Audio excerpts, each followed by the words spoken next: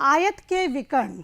आयत बनाना आप सभी जानते हैं कि आयत की आमने सामने की भुजाएं कैसी होती हैं, बराबर होती हैं और इसका प्रत्येक कोण 90 डिग्री का होता है।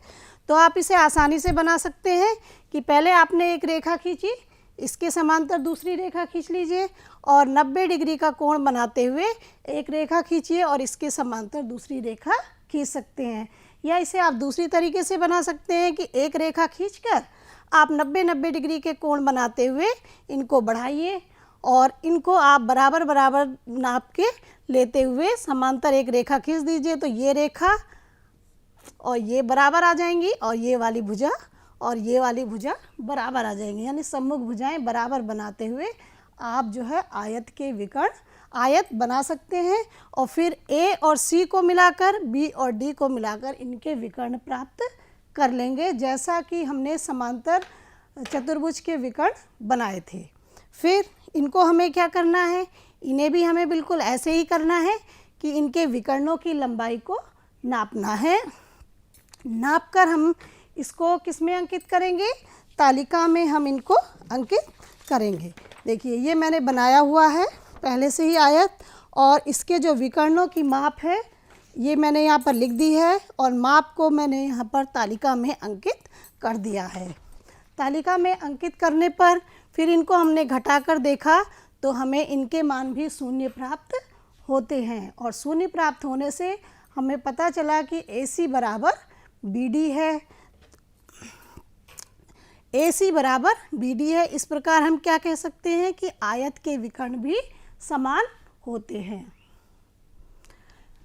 तो यही हमारा निष्कर्ष निकला कि आयत के विकर्ण समान होते हैं। आयत एक विशेष प्रकार का समांतर चतुर्भुज है, इसलिए इसके विकर्ण भी एक दूसरे को समद्विभाजित करते हैं।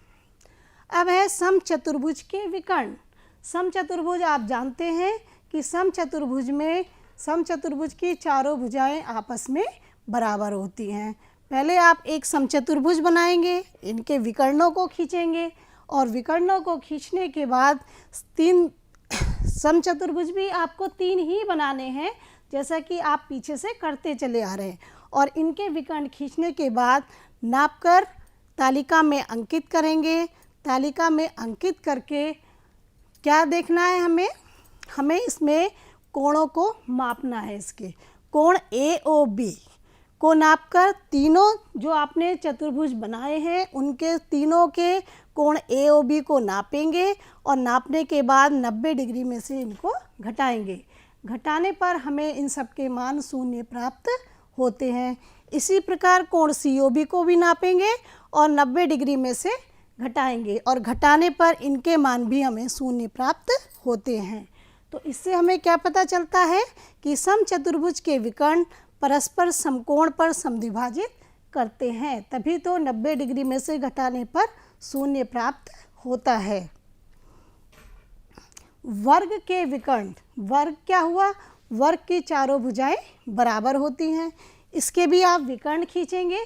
विकर्ण खींचने के बाद इनके विकर्णों को आप नाप लेंगे और एक चतुर्भुज न बना के कितने बनाने हैं, 3, जैसा कि हम शुरू से करते चले आ रहे हैं। और इनके नापों को भी हम तालिका में अंकित करेंगे। तालिका में अंकित करने के बाद AC में से BD को घटाकर हम देखते हैं कि इनके मान हमें शून्य प्राप्त होते हैं। इस प्रकार AC बराबर हमारा बार बार क्या आ रहा है, BD। इस प्रकार हम क्या कह सकते हैं कि वर्ग के विकर्ण समकोण पर समद्विभाजित करते हैं, यानी समान 2 भागों में विभाजित करते हैं। समान 2 भाग हैं तभी ये आपस में बराबर प्राप्त हो रहे हैं। उपयुक्त तीनों वर्गों में कोण AOB और कोण COB को नापकर तालिका में अंकित करना है, जैसा कि आप पीछे से करते चले आ रहे हैं। इनको नापने के बाद 90 में से जब आप घटाएंगे तो इनके मान भी हमको शून्य प्राप्त हो रहे हैं। तो इस आधार पे हम कह सकते हैं कि वर्ग के विकर्ण समकोण पर समद्विभाजित करते हैं।